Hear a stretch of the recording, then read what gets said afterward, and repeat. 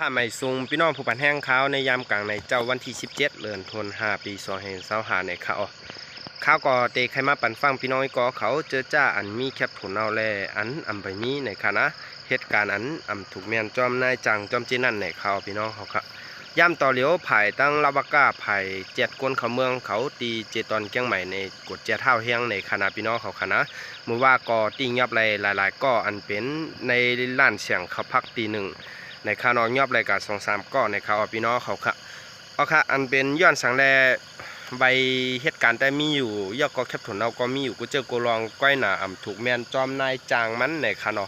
อันนั้นเนี่ยก็หลุเลยออนกันฟังในคานอพี่น้องเขาคานอหลุเลยออนกันฟังเกี่ยวกับเลยลองแคบถุนเอาในเพราะว่าเขาได้ออกการอันเก่าในก็เขาหลุเลยเคลียร์ให้มันเรียบร้อยเพราะว่าเด็กกักเข้ากันใหม่ในก็หลุเลยเจียงเขาเจียงออกให้มันสร้างร่างให้เลยให้มันถูกจอมหมายมีอันเปิ้นตำบางไว้ปั่นเฮานั่นในคานอยก็การหน้าการอันไรอันเฮาถูกรีเฮ็ดหน้าการอันไรตีอันเปิ้นหงห้ามเปิ้นสงวนไว้ตากวนเมืองเปิ้นเนี่ยก็เฮาอย่าปีกะเฮ็ดนั่นน่ะนะพี่น้องเขาค่ะนะเอาค่ะเพราะว่ามันได้ยามาเนี่ยมันยาหนำในเขาพี่น้องเขาค่ะอันเป็นเงิน1 บาทแต่ละบาทแต่ละสตางค์เฮาหามาก็จะง่ายๆในค่ะเนาะพี่น้องเขาค่ะเนาะมันจะง่ายๆในค่ะตัวแรกอันการฟังค่ะอันเป็นเหมือนมันเหมือนเมื่อกูปอค่ะนะเมื่อกูปอในตันในเปิ้นก่อมปอกะคือเนาะย่ำตัวเหลียวในไหลเอาค่ะนะย้อนว่าชื่อเสียงพี่น้องใต้เฮาในข้าวก่อมบากูก้องของค่ะเนาะชื่อเสียงพี่น้องแห่งการเฮาเนี่ยก็ห้ามลือหลังนะจ้ำให้แลเปิ้นก็ห้ามกดเจ้าเฮาแห่งหนาล่าให้แลมันจ่องปอเป็นมาปริศนาและปัญหา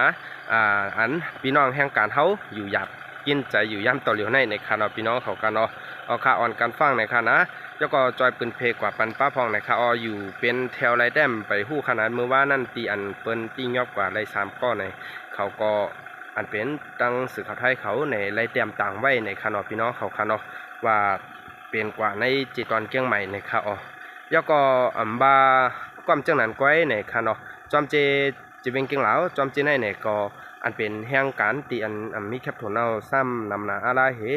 ลายกูเจ้าเคิร์เนี่ยค่ะเนาะอันเป็นเตียนข้าวไรล่วงข่าวกว่าเมื่อว่าอันเป็นปุกหนังปลาสามนั่นในพี่น้องเขาล่องเขากัดตัวสังว่าใครพูดรายละเอียดมันปอเปลี่ยนมาจังหือเป็นสนามัน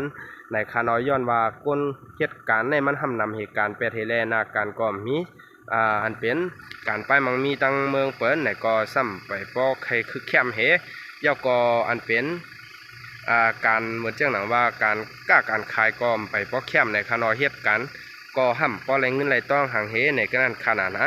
ย่อก็อันเป็นหมักพิษก็ซ้ำมีการมีคันในข่าวอะไรเจอหลายลองมือกูปอกในการได้วันในก็แคมจ้านะแคมใครว่า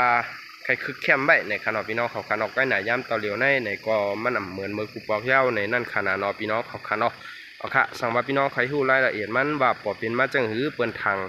เถิมอันเป็นแห่งการจังหือในมือปุกจะมันจังหนังเตียนข้าวลงกว่ามือว่านั่นในก็พี่น้องไอ้ก็เขาลองเข่ากว่าถ่อมตัวในข่าวเอาไม่ส่งตั้งเสียงขากำนุนมาไข่ผักปันพี่น้องเขา